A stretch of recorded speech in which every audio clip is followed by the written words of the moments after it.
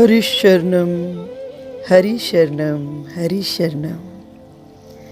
देवऋषि नारद कृत भक्ति दर्शन की चर्चा के क्रम में कल हम देवऋषि नारद के बारे में चर्चा कर रहे थे। देवऋषि नारद ने भक्ति के मर्म को 84 सूत्रों के भीतर में प्रकट किया है।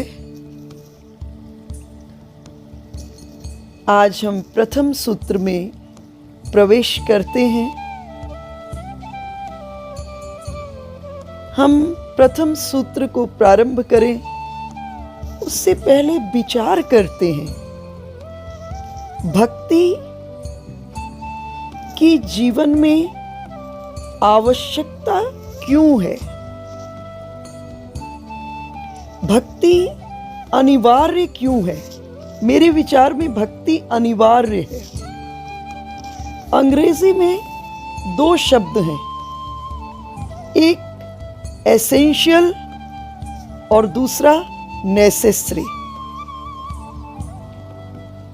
एसेंशियल का अर्थ है कि वो जिसके बिना काम चल ही न सके, एसेंशियल। और नेसेसरी का अर्थ है आवश्यक तो है लेकिन उसके बिना काम चल सकता है। तो मेरे विचार में भक्ति हमारे जीवन के लिए एसेंशियल है। भक्ति क्यों अनिवार्य है और भक्ति है क्या। भक्ति भगवान की आह्लादनी शक्ति का सार सर्वस्व है। जो परमात्मा का स्वरूप भूत आनंद है उसका नाम भक्ति है। और उस आनंद स्वरूप रस सार को कण कण के भीतर में अनुभव करना भक्ति है। कण कण के भीतर में अनुभव करना है तो वही बीज रूप में सब में। उसके बिना जड़ और चेतन दोनों की ही सत्ता नहीं हो सकती। देखो, एक घर है, वो किस चीज पर टिका होता है। घर टिका होता है नींव पर। घर आधार पर, नींव पर टिका हुआ है। पर हम सब की दृष्टि आधार पर नहीं जाती है, हम सब की दृष्टि नींव पर नहीं जाती। हम सब की दृष्टि किस पर टिकी होती है। हम सब की दृष्टि टिकी होती है उस नींव पर जो सुंदर दीवारें, उस नींव पर जो सुंदर आकर्षण के रूप में एक बिल्डिंग प्रकट होती है, एक मकान प्रकट होता है, उस पर हमारी दृष्टि जाती है। ठीक इसी तरह से इस सृष्टि में जो कुछ दिखाई दे रहा है, जड़ रूप में, चेतन रूप में, दोनों की सत्ता उस परम बीज के रूप के माध्यम से। और उस आनंद स्वरूप रस सार को हम कण कण के भीतर में अनुभव करें। और कण कण के भीतर में अनुभव करना भक्ति है। चिड़ियां चहक चहक गुन गाएं। जब चिड़ियों की चहक चहक को सुने, उस चहक चहक में चिड़िया के लिबास के भीतर में कौन बैठा है, इस पर दृष्टि पहुंच जाए। चिड़िया चहक चहक गुन गावे, पत्ते हिल हिल शीश नवावे। चलती त्रिविध समीर सुहावन, अनुपम शोभा छाई। किसी शायर ने भी कहा है, कौन सी जां है जहां जलवाए माशूक नहीं। शौके दीदार है तो नजर पैदा कर, है वही बीज रूप में। बस उस बीज रूप पर हमारी दृष्टि पड़ जाए। बाकी सब तो व्यवस्था है, लेकिन बीज रूप में जो है उस पर हमारी दृष्टि पड़ जाए। तो देवऋषि नारद भी जहां से भक्ति दर्शन का प्रारंभ कर रहे हैं, प्रथम सूत्र क्या है? अथातो भक्तिम व्याख्यास्यामः। अब मैं भक्ति की व्याख्या प्रारंभ कर रहा हूं। साधारण शब्दों में अथातो का अर्थ क्या है?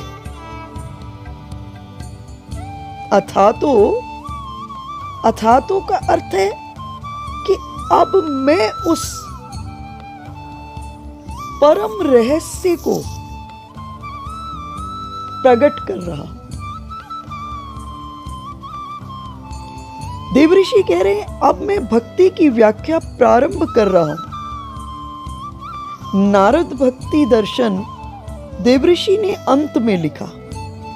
पहले कर्मकांड के प्रतिपादन के हेतु देवऋषि ने नारद स्मृति को लिखा। फिर नारद पांचरात्र, जिसमें कर्म और उपासना दोनों का सम्मिलित रूप में वर्णन है, लेकिन अंत में नवनीत के रूप में, माखन के रूप में, अंत में जीवों के अंततः कल्याण के लिए नारद जी ने भक्ति दर्शन का नारद जी के माध्यम से प्राकट्य हुआ। अर्थात फाइनली कह दिए देवऋषि कि अगर परमात्मा को प्रसन्न करना है तो केवल भक्ति, तो केवल भक्ति, केवल भक्ति। लेकिन कैसी भक्ति? कर्म जनित भक्ति, ज्ञान जनित भक्ति, योग जनित भक्ति। कर्म जनित भक्ति, ज्ञान जनित भक्ति, योग जनित भक्ति। श्रीमद् भगवत गीता में भी कृष्णचंद्र कह रहे हैं कि सबसे अधिक मुझे प्रिय ज्ञानी भक्त है। भगवान क्या शब्द प्रयोग किए? सबसे अधिक मुझे प्रिय ज्ञानी भक्त है।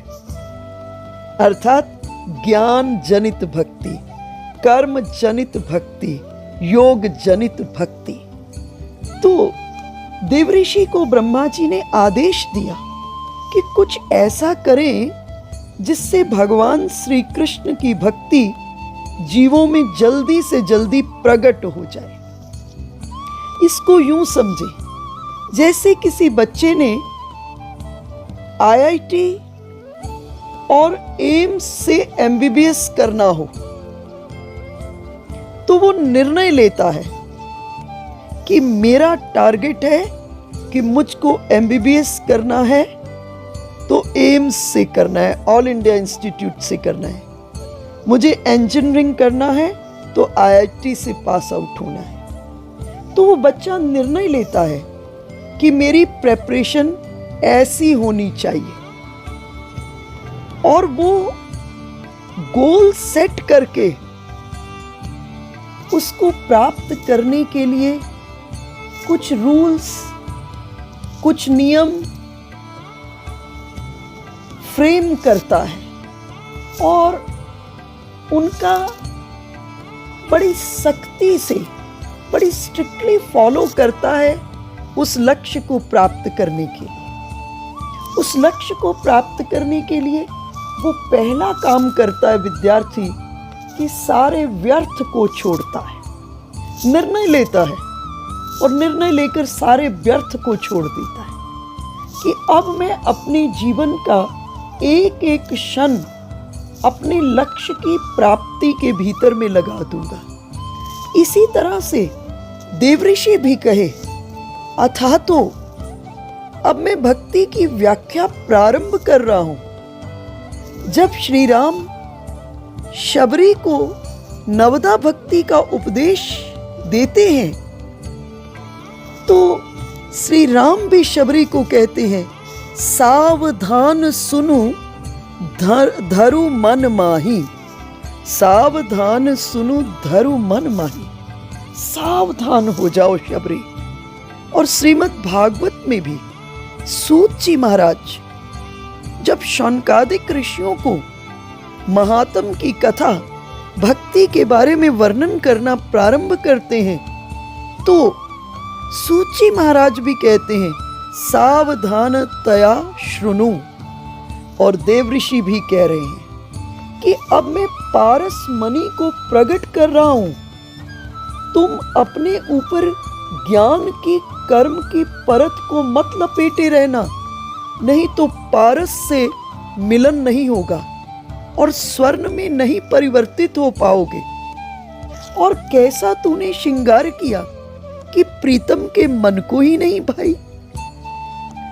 इसी श्रृंगार को प्राप्त करने के लिए भक्ति रूपी पारस मणि के संपर्क में आकर के हम कैसे भी हों, वो लोहे को भी स्वर्ण के भीतर में, कांचन के भीतर में बदल देती है। और जब हम उसके संपर्क में आते हैं तो ये मन कांचन युक्त बन जाता है, निर्मल हो जाता है और प्रियतम के प्रेम का पात्र बन जाता है। इसलिए देवऋषि क्या कह रहे हैं, अथा तो अपने लक्ष्य को निर्धारित करना है। पहले, सबसे पहले अपने लक्ष्य को निर्धारित करना है। लोग कहते हैं कि प्रेम अंधा होता है, लेकिन मेरी सोच है प्रेमी जगत के लिए अंधा होता है। प्रियतम के लिए तो वो दो आंखें परम ज्योतिर्मय हो जाती। प्रेम परम सजगता है। गोपी लक्ष्य के निर्धारण के उपरांत निर्णय कर ली, धोके दूसरों नाम कड़े, रसना मुख काड़ी हलाहल बारो। कितना सख्त अनुशासन अपने लक्ष्य की प्राप्ति के लिए, कृष्ण की प्राप्ति के लिए कितना सख्त अनुशासन अपनी इंद्रियों पर गोपी ने कर लिया।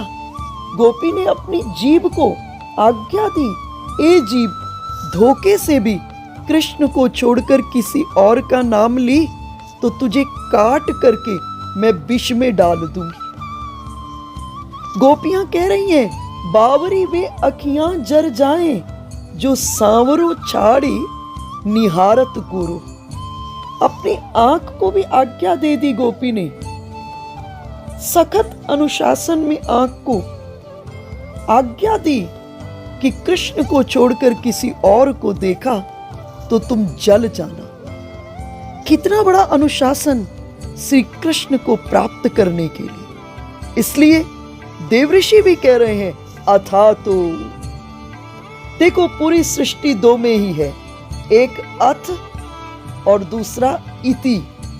इसी के भीतर में पूरी की पूरी सृष्टि समाई हुई है। लेकिन भक्ति में अथ और इति दोनों एक साथ हैं। अथ का अर्थ प्रारंभ, और प्रारंभ भी वहीं और अंत भी उसी में। दोनों अथ और इति भक्ति में एक साथ हैं, एक जगह पर हैं, बैठे भी साथ हैं और चाह भी रहे हैं। आराध्य और प्राप्य दोनों एक ही है। अथातो का अर्थ है तुमने सब दरवाजे टटोल लिए, परंतु अभी भी अतृप्ति बनी ही हुई है।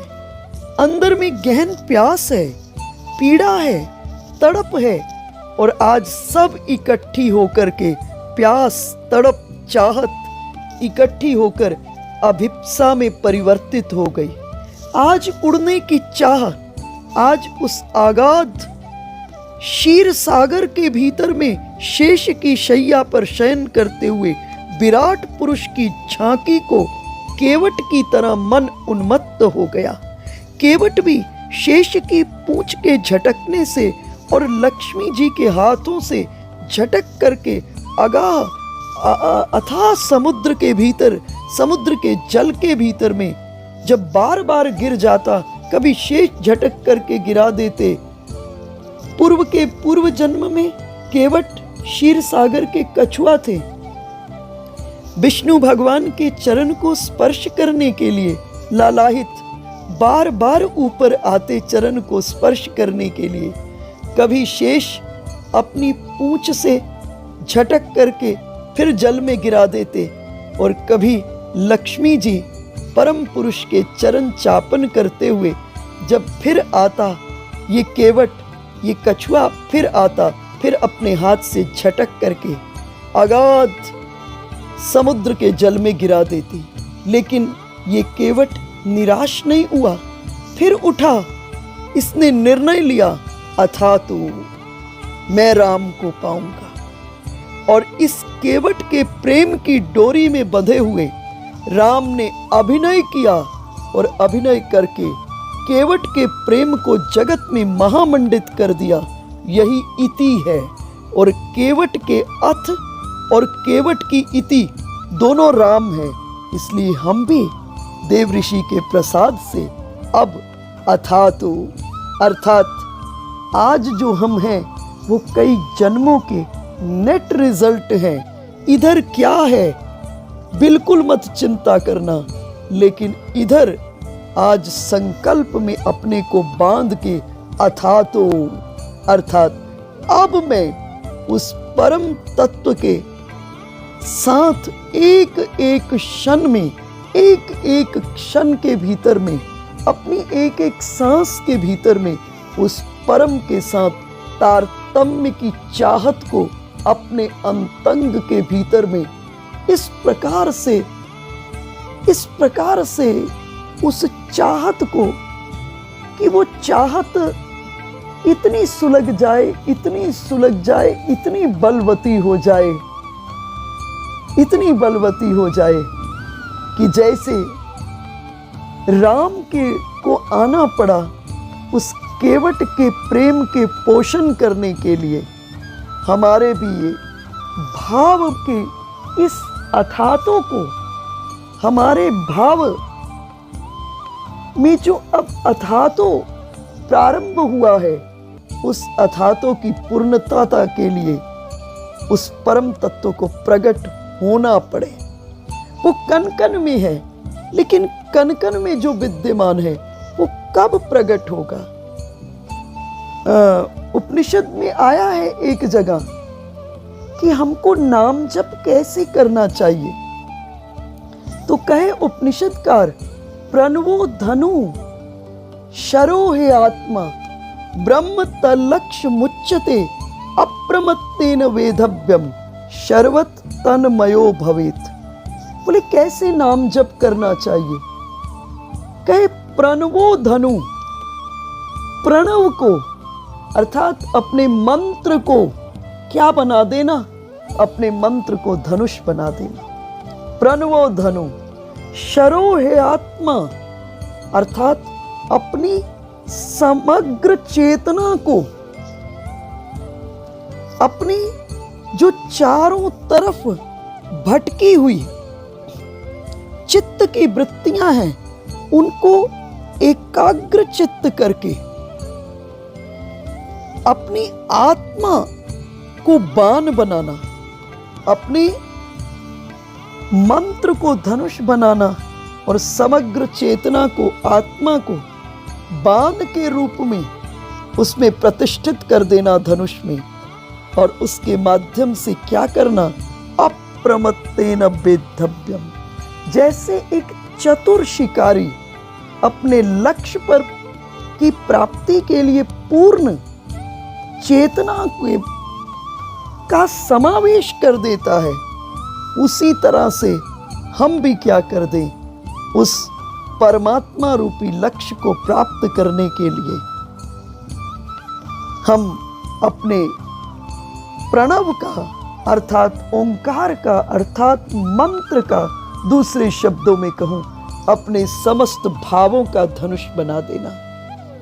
और समस्त भावों का धनुष बना करके उसके भीतर में समस्त भावों को, समस्त चाहतों को अभिप्सा में परिवर्तित करके, एकमात्र चाहत में परिवर्तित करके उस ब्रह्म की ओर बाण के रूप में भेज देना, और वो परम तत्व तुम्हारे इस भाव में के माध्यम से रीझ जाएगा, आनंदित हो जाएगा, और इसी अथातों से जो यात्रा प्रारंभ होगी, अथातों में प्रारंभ अथातों से होगी, लेकिन इस अथातों में इति भी समाया होगा, और इस अथातों का अंत भी इति में होगा, और अथातों और इति दोनों एक हो जाएं और जीवन के भीतर में परमानंद की प्राप्ति हो जाए। तो देव ऋषि कह रहे हैं, अथातो भक्तिम व्याख्यास्याम।